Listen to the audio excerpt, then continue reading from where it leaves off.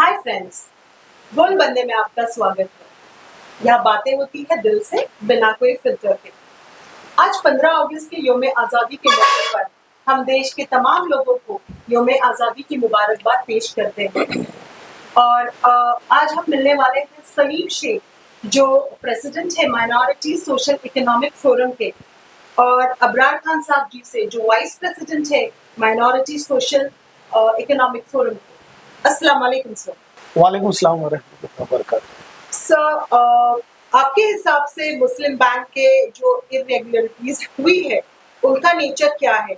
क्या ये loans, deposit, KYC violation या एसेट मिस अप्रोप्रिएशन से लिंक्ड है? जी, आपके सवालात के जवाब देने से पहले let me introduce my self. My name is Abrar Khan और मैं from last 2 decades I am mapped up with banking sector. I worked as a regional manager with Punjab National Bank MetLife and my domain is banking and insurance. अब जो आपने मुझसे पहला सवाल किया कि irregularities regarding loans, तो देखिए मैं आपको बता दूं, बैंकों का काम ये है पैसों को बेचना, बराबर। लोन डिसबर्समेंट करते वक्त बैंकर्स को एहतियाती रखनी होती है चंद इंपॉर्टेंट बातों की। एक तो ठीक है कि कोलैटरल ले ताकि सिक्योरिटी मेंटेन हो, लेकिन उससे भी ज्यादा अहमियत होती है कि लोन का रीपेमेंट बरोबर हमें मिले या न मिले, और अगर उस पॉइंट पर तवज्जो न देते हुए बिग टिकट साइज के लोन अगर डिसबर्स हो गए, तब वहां पे रिस्क फैक्टर्स आता है। कई ऐसे बड़े केसेस हैं मुस्लिम बैंक में जहां पे रीपेमेंट हो नहीं पाया, केसेस एनपीए में चले गए, और रिकवरी के लिए जब उनके प्रॉपर्टी पर अटैचमेंट लाया गया तो वो अटैचमेंट करने के बाद उन प्रॉपर्टी की वैल्यू वाज मिसमैच्ड। हम उतना अमाउंट रिकवर नहीं कर पाए, hence it was a direct loss for the bank, मतलब direct loss to the shareholders. दूसरा आपने सवाल किया कि लोन्स के अलावा डिपॉजिट्स का। देखिए, डिपॉजिट्स जो है ये बहुत ही इंपॉर्टेंट है एक बैंकर को ये जान लेना कि ये पैसा जो दे रहा है वो क्लीन पैसा है क्या। और आरबीआई के गाइडलाइन के तहत केवाईसी पे सबसे ज्यादा ध्यान देना होता है, नो योर कस्टमर। समझ गए? The source of the income, पैसा। अभी अपने इस मुस्लिम कोऑपरेटिव बैंक के 5-6 ऐसे ब्रांचेस है, मैं आपको बता सकूंगा कि जहां पे डिपॉजिट्स हो रहे हैं और केवाईसी का उनके ऊपर कोई बंधन डाला नहीं जाता। तो this is very risky. It is not a clerical lapse, it is a failure of the governance. So direct responsibility goes on the chairman and the directors. Sir, ये जो एसेट है इसके बारे में आपने नहीं बताया। एसेट का ही तो बताया ना मैंने कि जो एसेट का जो अटैचमेंट जब हो जाती है प्रॉपर्टीज की, तो उसका पूरा वैल्यू जब नहीं मिलता था, तो बैंकर्स का इन्वेस्ट किया हुआ जो उनको लोन दिया हुआ वो भी पूरा पैसा नहीं मिल पाया। ओके। वही तो बताया ना मैं, एसेट फेलियर। जो एविडेंस अभी तक अवेलेबल है उसके हिसाब से इन इरेगुलरिटीज के लिए प्राइमरीली कौन रिस्पॉन्सिबल है? Of course, directly the senior directors, not only senior directors but also the senior officials who are responsible for disbursement and recovery or compliance, जिनके कंट्रोल में। देखिए, मैं आपको अभी का एग्जांपल बताता हूं। पिछले इसी फरवरी के अंदर मुस्लिम बैंक के इरेगुलरिटीज के जो वहां पे हो रहे हैं, उसके लिए हम लोगों ने एक डेलीगेशन हमारे पूना सिटी के डिस्ट्रिक्ट मैजिस्ट्रेट यानी कलेक्टर के पास हमारा पूरा एक डेलीगेशन गया था। पूरे इरेगुलरिटीज उसमें दी गई। और आपको ताज्जुब लगेगा कि इस डेलीगेशन में हमारे साथ एग्जिस्टिंग बैंक के सीनियर डायरेक्टर्स भी हमारे साथ थे, कुछ डायरेक्टर्स भी थे। उनकी साइन है मेरे पास। उन लोगों ने जब डिस्ट्रिक्ट मैजिस्ट्रेट को वो एलिगेशन दिया तो एग्जिस्टिंग जो चेयरमैन है, उनकी जो फैमिली है, कितने सीरियस ग्रीवियंसेस पर वो हमारे साथ आके उन्होंने दिया। और पता नहीं मुझे कि इन 2-3 महीनों में ऐसे कौन से वॉशिंग मशीन के अंदर सब धुल के निकल गए साफ, जो वापस से ये अब वहां चले गए और वहां जाके वो अभी वाइस चेयरमैन बनने को निकले। तो देखिए, मैं बताना ये चाह रहा हूं कि अगर उस वक्त इतनी इरेगुलरिटीज उन्हें दिख रही थी और सारे डायरेक्टरों का दम घुट रहा था, तो रिक्विजिट लाते, बोर्ड डिसॉल्व करवाते, री इलेक्शन के लिए बात आगे को बढ़ाते। ऐसा न करते हुए शॉर्टकट देके यहां से जंप मारे उधर और वहां पे जाके वाइस चेयरमैनशिप ले लिया। समझ में आ गए? और तीसरा सवाल क्या है आपका? क्या अक्यूज पार्टीज ने एविडेंस को इंटरफेस करने या विटनेस को इन्फ्लुएंस करने की कोशिश की है? जी बिल्कुल। The science are very clear है कि इतना प्रेशर उन पर अप्लाई हो रहा है सीनियर ऑफिशियल्स के ऊपर कि पूरे इंफॉर्मेशन वो दे ही नहीं रहे। आपको अगर कुछ इंफॉर्मेशन बैंक से चाहिए हो, आप उनको लेटर दीजिए, देखिए आपको क्या वहां से आंसर आता। देखिए उनका रिस्पॉन्स कितना कैजुअल है, जबकि आप एज अ शेयर होल्डर, मालक हो बैंक के, वो लोग तो कस्टडियंस हैं, they are trustees, they are not the owners, you are the owner of the bank. ये बात हमारे शेयर होल्डरों तक, पूरे 30,000 शेयर होल्डरों तक ये पहुंचाने की जिम्मेदारी इस फोरम की है और हम इसको अच्छी तरीके से निभाएंगे। और हमें कहीं पर भी वहां पे प्रॉपर इंफॉर्मेशन नहीं दी जाती। अब अबरार खान साहब ने जो कहा है, तो मैं सलीम शेख साहब से भी पूछना चाहूंगी कि क्या आप इसके बारे में क्या कहना चाहेंगे? क्या अक्यूज पार्टीज ने एविडेंस को इंटरफेस करने या विटनेस करने का, कुछ इन्फ्लुएंस करने की कोशिश की है? इसके बारे में आपका कुछ कहना है? मैं मोहम्मद सलीम और chairman of the minority forum. इस सिलसिले में अबरार साहब ने जो बातें आप लोगों के सामने रखी है वो उसको आपने गौर से यकीनन सुनाऊंगा, लेकिन जहाँ तक के सवाल इसका है कि हम लोग इस सिलसिले में क्या एक्शन लेना चाहते हैं। जुडिशरी मॉनिटरी बताओ कि जो मिस अप्रोप्रिएशन हुआ है, इसमें हम लोग जो स्टेप उठाना चाहते हैं और जो कुछ भी लीगल एक्शन लेना चाहते हैं, उसमें ये बात बिल्कुल क्लियर है, कोई भी ऐसा काम जो हमारी कम्युनिटी के लिए, हमारी बैंक के लिए जो नुकसान का सबब बने, जो जहाँ से it is harmful to our community, we will not tolerate and will definitely going to take action in that regard.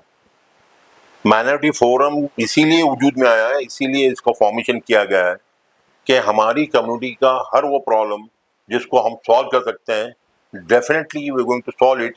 क्योंकि हम लोगों ने उसके टीम के अंदर अल्हम्दुलिल्लाह ऐसे लोगों को लिया हुआ है जो बिल्कुल ऑनेस्ट किस्म के लोग हैं और उसके अंदर क्वालिफाइड किस्म के लोग हैं और प्रॉब्लम को समझते हैं और कम्युनिटी के हर वो काम को सॉल्व करने के और उसके लिए सोल्यूशन पेश करने के लिए हम लोग तैयार बैठे हैं। अच्छा, तो अबरार खान साहब, जो मैंने अभी सलीम शेख से जो बात की है एविडेंस को लेकर, आपका क्या कहना है? ऑफ कोर्स हम लोगों ने भी तो इसीलिए तो जुडिशियल मॉनिटरिंग के लिए हम लोगों ने परमिशन मांगा है। आपके समझ में आ रहा है? इसीलिए तो हम लोगों ने मांगा है जुडिशियल मॉनिटरिंग।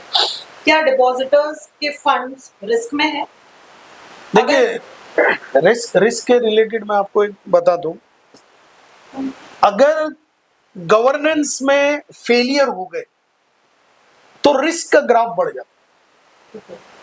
अगर गवर्नेंस में फेलियर है तो रिस्क का ग्राफ बढ़ता, और इसीलिए हम लोगों ने फॉरेंसिक ऑडिटिंग के लिए आरबीआई के पास एप्लीकेशन की।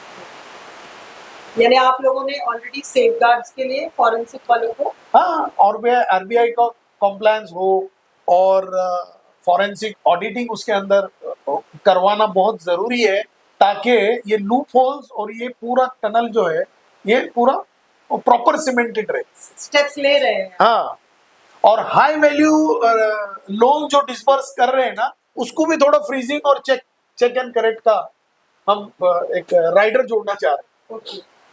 पिछले चेयरमैन के रेजिग्नेशन को लेकर कंट्रोवर्सी क्यों बनी हुई है? देखिए, मैं बताता हूँ। अभी जो हमारे पिछले चेयरमैन थे, तकरीबन 30-35 सालों से he is running the show. जो शख्स सवेरे 7 बजे से कैंपस में आते थे तो रात के 9, 10 बजे तक काम करते थे, वो अचानक सीन में से गायब। कहीं पर भी उनका प्रेजेंस नजर नहीं आता। उनके तरफ से कहा यह जा रहा कि वो बहुत बीमार है, मुझे नहीं पता। अब अचानक एक चेयरमैन, एक इतनी जिम्मेदारी के पोजीशन पे बैठा हुआ शख्स सीन से बाहर हो गया, और एक दिन सवेरे उनके तरफ से रेजिग्नेशन का लेटर आता। मुझे तो ना उनके सिग्नेचर पे ऑथेंटिकेटेड है या नहीं है, इस पर भी डाउट, और इसीलिए हम लोग वो पॉइंट को भी रेस कर रहे हैं। लेकिन वो इतने फास्ट अपना काम कर गए कि चेयरमैन रिजाइन भी हो गए। एक्टिंग चेयरमैन के लिए उनका बेटा सामने आ भी गया, वाइस चेयरमैन के लिए वो सीनियर शख्सियत आके बैठ भी गई, और उन्होंने इसको रेगुलराइज करने के लिए बहुत ही स्पीड अप करके, विदाउट फॉलोइंग द प्रोसेस, वो इसको फुल स्टॉप अप्लाई करवाना चाह रहे, ताकि कोर्ट्स के और गवर्नमेंट के अथॉरिटीज के किसी कंक्लूजन पे आने से पहले ये लोग उस पोजीशनों पे बैठना चाहते, ताकि वो उसके साथ मिस एप्रोप्रिएशन करें। क्या पॉलिटिकल प्रेशर का रोल इस इलेक्शन को पुश करने में रहा है? ऑफ कोर्स, लीगल कॉम्प्लायंस को तो फॉलो भी नहीं कर रहे, और डायरेक्टली इसको इलेक्शन के लिए उन लोगों ने उसको 2-4 दिन के अंदर खड़ा किया, तो जाहिर बात है कि इसके ऊपर कितना प्रेशर डाले होंगे उन लोगों ने, उनके लेवल पे, उनके लोगों के ऊपर। सलीम शेख साहब, आपका क्या कहना है इस बारे में? No, absolutely, what they are doing is totally wrong. जो स्टेप उन्होंने उठाया है वो डिस्ट्रक्टिव है, कम्युनिटी के फेवर में तो बिल्कुल है ही नहीं। क्या कोऑपरेटिव कमिश्नर ने इस मैटर को इंटरवन किया? अगर हाँ, तो क्या आउटकम हो रहा है इसको लेकर?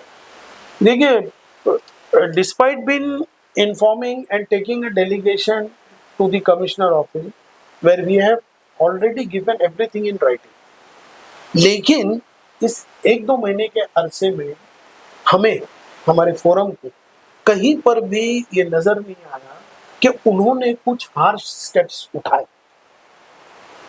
हमारा expectation from the cooperative commissioner यही है कि he comes and gives some result. Otherwise हमारे पास क्या बचता है रास्ता? हायर लेवल के अथॉरिटीज को इंटरवीन करवाएंगे, रुकेंगे नहीं। हमारे फोरम की एक proper legal team, and their legal team is monitoring round the clock with micro management. We are doing this things, let me inform you this thing. देखिए, मैं आपको बता दूं, पिछले 2018-19 के दौरान मुस्लिम बैंक के ऊपर गवर्नमेंट एजेंसीज की इंक्वायरीज बैठी। CBI, ED, police, income tax, ये सारे गवर्नमेंट के डिपार्टमेंट्स ने अपने अपने तरीके से उनकी इंक्वायरी स्टार्ट की। अब मुझे नहीं पता पॉलिटिकल प्रेशर के वजह से ये लमाया गया या क्या हुआ। अलबत्ता आज के पोजीशन में आपको बताऊं कि वो वक्त अब निकल गया जहां पे पॉलिटिकल प्रेशर अप्लाई करके बात को रोकी जाए। अब central government has taken the initiative and monitoring all these cases which have been clubbed. पूरे डिपार्टमेंट के केसेस को माइनॉरिटी फोरम के लीगल टीम ने क्लबिंग करवा के सेंट्रल एजेंसीज के पास अब इस मैटर को दिया है, जिसका रिजल्ट बहुत जल्दी आपके सामने आए। जो भी जिम्मेदार है चेयरमैन हो, वाइस चेयरमैन हो, पूरे बोर्ड के डायरेक्टर्स हो, कैंपस के ट्रस्टीज हो, ये सब गवर्नमेंट के स्कैनर में आ गए। मैं आपको बता दूं, कोई भी डायरेक्टर इसमें से बच नहीं सकेगा, क्योंकि ये सब उतने ही जिम्मेदार हैं। ईच एंड एवरी रेजोल्यूशन जो वहां पे पास हुआ, हर किसी ने उस पर साइन किया। तो ये जिम्मेदारी उन सब पर है और इल्जाम भी सब पर बरोबर लगे। Nobody can escape it. nobody will be Escape. spared। Higher level से लेके ग्राउंड स्टाफ तक सारे मिले हुए हैं। हाँ, देखिए अभी भी जो वहां पे इलेक्शन का प्रोसेस जो चल रहा है, चेयरमैन एंड वाइस चेयरमैन, मुझे तो यहाँ तक के इंफॉर्मेशन मिली है कि वहां पे हॉर्स ट्रेडिंग चालू है। वहां पे आपस में होड़बाजी लग गई और हर कोई करप्शन की तरफ पहुंचा। ये समझ रहे होंगे कि कोई इनको देख नहीं रहा, लेकिन late me inform you, central government की, सीबीआई की बहुत बारीक नजर इनके डे टू डे की एक्टिविटीज पे, और इसका खामियाजा वो लोगों को भुगतना। आप डिपॉजिटर्स को, स्पेशली उन लोगों को जो अपनी सेविंग्स को लेकर वरिड हैं, क्या मैसेज देना चाहेंगे? देखिए, बैंक पर लोगों का भरोसा रहे, और मुस्लिम कोऑपरेटिव बैंक ये हमारी कम्युनिटी की लाइफलाइन, बैकबोन। यहाँ पे बेवाओं ने, बुजुर्गों ने अपने एफडीज करवाई। यहाँ पे hard and money is been park in that safest basket. तो इस भरोसे को, इस ट्रस्ट को टूटना नहीं चाहिए। फोरम का यही काम हो रहा है कि we are going to take care and see that not a single penny of our share holders is lost.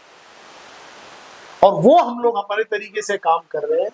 जो हमारी लीगल टीम ये पूरे गवर्नमेंट के एजेंसियों के पास जाके उन्हें सबमिशन करके उनको रियलिटीज बता के उनकी एक्शन में उनको लाया। So at present if you think, यानी आप ये समझ लीजिए कि we have intervene and we have entered the arena as far as my forum is concern. और मैं आपको बताऊं, ये माइनॉरिटी सोशियो इकोनॉमिक फोरम जो है, इसमें सब छोटे छोटे इदारे के लोग जुड़ गए। इदारे जमहूरियत के कुछ लोग इसमें आ गए, तंजीम वालिदैन के कुछ लोग इसमें जुड़ गए, तहरीक अवामी मास के लोग इसमें जुड़ गए, कौसर बाग के जो सोशल वेलफेयर फंड के जो वहाँ के जो यंगस्टर्स हैं, सीनियर्स जो जिन्होंने जिंदगियां खपा दी 40-40 साल, 45-45 साल, वो लोग यहाँ पे जुड़ गए। ये कॉम्बिनेशन बन गया, एक प्लेटफॉर्म बन गया सीनियर्स और जूनियर्स का मिलाप। And we all will be working with पूरी ईमानदारी to see that our minority institutes, जो बुजुर्गों की अमानत है, आने वाली नस्लों तक पहुंचाना है, इसके साथ खिलवाड़ हम किसी को भी करने नहीं देंगे। नेक्स्ट। क्रिटिक्स का कहना है कि आप बैंक को स्मूथ फंक्शनिंग को ऑब्स्ट्रैक्ट कर रहे हैं, इस बारे में आप क्या कहते हैं? क्या कहते हो? ऑब्स्ट्रक्टिंग? ऑब्स्ट्रक्टिंग कर रहे हैं इलीगैलिटी के लिए, और वो हमारी ड्यूटी है। अगर हम वो नहीं करें, हम क्या उनके प्रोग्रेस में ऑब्स्ट्रक्ट थोड़ी ला रहे। 12 ब्रांचेस को माइनस में वो लोग चला रहे, 30 साल के बावजूद भी they have not given any solution to solve that problem कि क्यों बैंक के 12 ब्रांचेस चल रहे, पैसा नहीं बिक रहा उनसे वहां। यही उसका मतलब है ना, they don't have solution। और हम लोग ऑब्स्ट्रक्शन कहां से ला रहे? हम तो इलीगैलिटी के लिए ला रहे हैं। हम तो होशियार कर रहे हैं हमारे शेयर होल्डर्स को, जो मालिक है उस बैंक के जो कस्टडियंस बैठे वहां पे, वो लोग किस तरीके से उनका अंजाम दे रहे काम का। ये हम लोग अवेयरनेस प्रोग्राम्स ला रहे हैं शेयर होल्डर्स के बीच, तो ऑब्स्ट्रक्शन का सवाल ही नहीं पैदा होता। हम लोग इमीडिएट रेगुलेटरी इंटरवेंशन मांग रहे हैं, उसकी बहुत सी वजूहत हैं। वहाँ पे अगर आप देखोगे कि जबकि शेयर होल्डर्स को पिछले 10 साल से 10 नए पैसे भी मुनाफा नहीं मिला, और उसके सामने ad hoc amount of 12 crore 12 crore उन लोग सैंक्शन करते और स्टाफ में बांट, उस स्टाफ में बांटा जा रहा जिनसे 12 ब्रांचेस माइनस में चला जाए, जिनको प्रॉब्लम का service. I am not directly blaming the staff, वहां पे अच्छे लोग भी हैं जो लॉयल है बैंक के लोग, उन लोगों को बेनिफिट ऑफ डाउट भी दिया जाएगा। लेकिन जो जानबूझ के सीनियर पोजीशन पे बैठ के इरेगुलरिटीज को बढ़ावा दे रहे, they are not showing their loyalty towards the bank, towards the institution, their loyalty is with the family. That is absolutely wrong and we are not going to tolerate this. Ad hoc के 12 करोड़ क्या जगलेरी उसके अंदर होता है, क्यों बांटा जाता है, किसके खिस्से में कितना जाता, और इसीलिए तो हम लोग ने फॉरेंसिक ऑडिटिंग करवाने की पहल की भी। तो हमारा उन लोगों से यही अपील है गवर्नमेंट मशीनरी से कि जल्द से जल्द you bring the culprits to book and you see that they are punished. आपकी अथॉरिटी से एग्जैक्ट डिमांड क्या है? Immediate regulatory intervention is our demand. Strict adherence रहना चाहिए, जो इलेक्शन का प्रोसेस हो रहा है लीगल तरीके से उसको फॉलो होना चाहिए, सारे लोन्स के डिसबर्समेंट प्रॉपरली होनी चाहिए। और देखिए मैं आपको बता दूं, अपनी बैंक को 90 साल हो गए, ठीक है ये फैमिली एक 30-35 साल से रन कर रही, लेकिन 90 साल पहले ये बैंक इज बॉर्न, बुजुर्गों की अमानत है ये आने वाले नस्लों को पहुंचाना है। It is the lifeline of my community, backbone.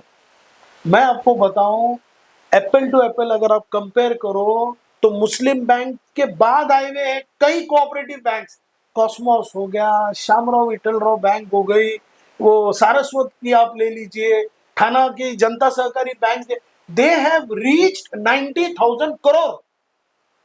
उनके पास डिपॉजिट्स कितना है? 90,000 crore. Their advances are up to 70,000 crore, और मुस्लिम बैंक है 500 करोड़। क्या है डेवलपमेंट?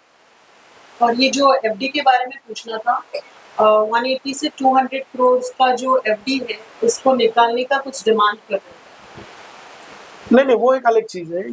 ये जो आप जो कह रहे हो ना, तो ये कुछ 160 या 70, I don't know the exact figure, but वो अमाउंट आजम कैंपस का मुस्लिम बैंक के अंदर डिपॉजिट है,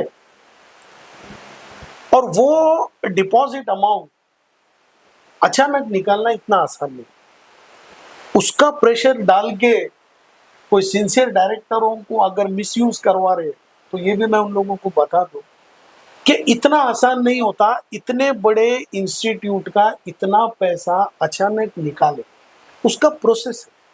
Unless and until this point is brought in front of the shareholders, in front of the members of the campus, it is not possible for few, because after all ये जो आज campus के society हो गई या campus की trust हो गई, ये जो चला रहे, दे आर जस्ट कस्टडियंस। वो अगर अपने आप को मालक समझ रहे रहेंगे तो वो खौफ की दुनिया में बैठे। They are custodians. मालक तो वहां के मेंबर्स, मालक मुस्लिम कम्युनिटी के शेयर होल्डर्स, समझ में आए? तो ये 180 करोड़ का सिर्फ एक प्रेशर डाल के मुझे नहीं लगता कि ये वो उसमें सक्सेस होंगे। और अगर वो ऐसा कुछ करने का सोच भी रहे होंगे, तो let me tell you very clear, crystal clearly के minority socio economic forum is not going to sit silent and tolerate. We are not going to tolerate this. आपकी अथॉरिटी से एग्जैक्ट डिमांड क्या है? Well, so far our demands are concerned.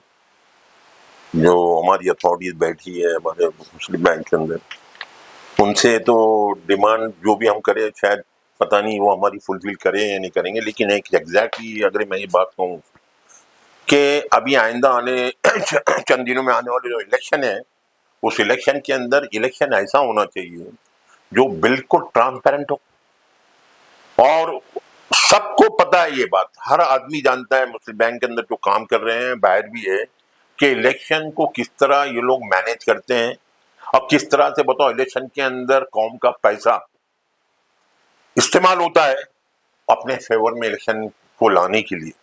अगर इसी तरह का बताओ कि मामला चलता रहा और तो वहां पर जो बाहर कौम के अंदर और इसी यहाँ पूना के अंदर भी और उसके अलावा जहाँ जहाँ हमारे ब्रांचेज हैं जो हजरत वाकई टैलेंटेड है जो कौम के हमारे काम आ सकते हैं, उन लोगों को जिंदगी भर डिप्राइव किया जाएगा।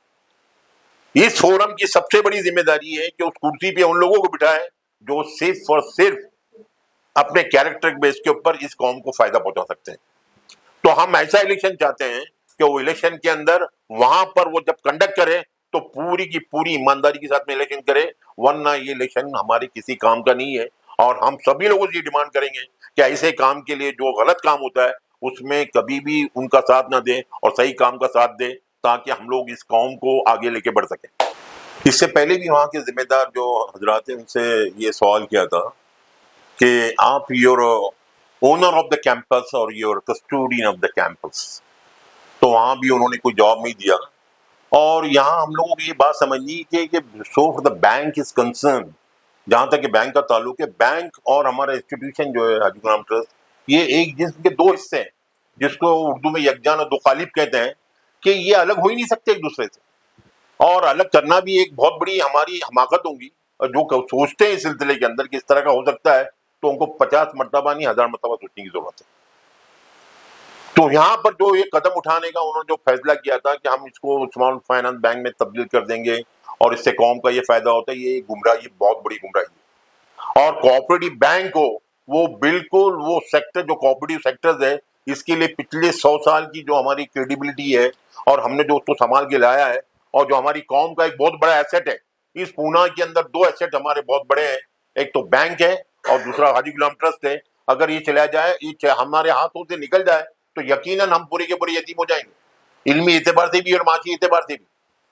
तो हम लोगों को बहुत बड़ी जरूरत इस बात की है कि इस बात पे गौर करें कि हम लोगों को करना क्या है। इस सिलसिले के तमाम वो मेंबरान जो हमारे शेयर होल्डर हैं और हमारे सिटीजन जो हमारे मुस्लिम भाई है और इसके अलावा तमाम वो हजरात जो हमारे हमदर्द है, इस बात को समझते हैं, इन तमाम लोगों को ये फोरम अपनी तरफ से ये दावत देता है और ये कहता है कि हर वो काम जो भलाई का काम है, जो अच्छा काम है, सबको साथ में आकर हमको इस सिलसिले में कदम उठाने की जरूरत है। कोई भी गलत काम अगर वहां पे अगर हो रहा है तो फोरम पूरे कानूनी एतबार से, हर एतबार से उनका साथ देने के लिए तैयार है और उन हमारे भाइयों को भी हमारे साथ में आके ये काम करने की जरूरत है। वरना आइंदा आने वाले दिनों में आप देखेंगे कि वो तालीमी इदारा जो बहुत अहम है हमारे लिए और वो माशी इदारा जिसकी आज हमें जरूरत है, आगे जाके इसके काफी इम्कानात है, क्योंकि जो भी हमारे साथ में हमारी टीम काम कर रही है, that will be converted into Muslim Islamic banking system. ये हमारा पैगाम है यहाँ के मुसलमानों के लिए। इंशाअल्लाह उल अजीज वो ऐसा इदारा बनाएंगे जो एक मिसाली इदारा होगा, एग्जाम्पलरी इदारा होगा, जिसमें तमाम वो लोगों को वो बातें मिलनी चाहिए। ये हमारी पूरी प्लानिंग है और इस प्लानिंग वो उसी वक्त ये ख्वाब उसी वक्त उसको हम बताओ रियलिटी में तब्दील कर सकते हैं जब आप लोगों का साथ दो। और आज तक जो भी उन्होंने काम किया उससे मैं ज्यादा बहस नहीं करते हुए हमको क्या काम करना है, मैं उस तरफ आपकी तवज्जो दिलाना चाहता हूँ। अगर आप लोगों ने साथ दिया तो यकीनन हर वो काम जो करना चाहते हैं ये फोरम के जरिए आपको उसकी मिसाल, आपको उसका रिजल्ट नजर आएगा।